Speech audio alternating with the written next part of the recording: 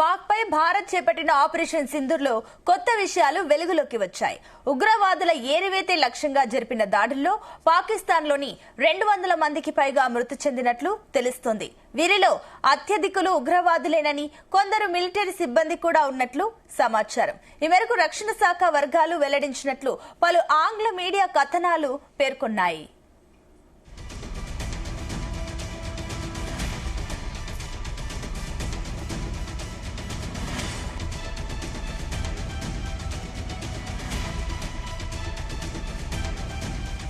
మే 7వ తేదీన పాక్ పీఓకేలోని 9 ఉగ్ర శిబిరాలపై భారత్ మెరుపు దాడులు చేసింది. ఈ దాడుల్లో 170 మందికి పైగా ఉగ్రవాదులను మట్టుబెట్టినట్లు రక్షణ శాఖ వర్గాలు వెల్లడించాయి. ఇక భవల్పూర్లోని జైషే మహమ్మద్ ఉగ్రముఠా ప్రధాన కేంద్రం తీవ్రంగా ధ్వంసమవగా ఇక్కడే ఎక్కువ మంది ఉగ్రవాదులు హతమైనట్లు పేర్కొన్నారు. భారత్ దాడులకు ప్రతీకగా సామాన్య పౌరులను లక్ష్యంగా చేసుకుని పాకిస్తాన్ డ్రోన్లు, క్షిపణులతో దాడులు చేయడంతో ఇరు దేశాల మధ్య ఉద్రిక్తతలు మరింత పెరిగాయి.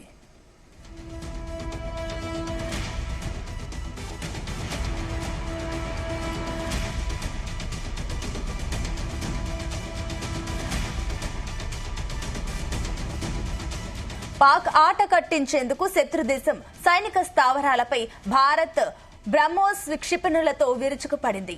ఈ దాడుల్లో పాక్ కీలక సైనిక స్థావరాలు తీవ్రంగా దెబ్బతిన్నాయి.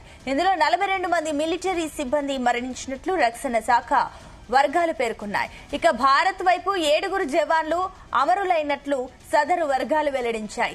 అన్ని లక్ష్యాలను అత్యంత ఖచ్చితత్వంతో ఛేదించారు. మన సైనిక సామర్థ్యాలకు ఈ ఆపరేషన్ నిదర్శనం. అత్యంత ముప్పుతో కూడిన ఈ ఆపరేషన్ లో పలువురు మహిళా పైలట్లు ప్రత్యేకంగా కీలక పాత్ర పోషించారు. యుద్ధ విమానాల్లో మహిళల పాత్ర పెరుగుతుందని చెప్పేందుకు ఇదే సరైన ఉదాహరణ అని రక్షణ శాఖ వర్గాలు పేర్కొన్నాయి.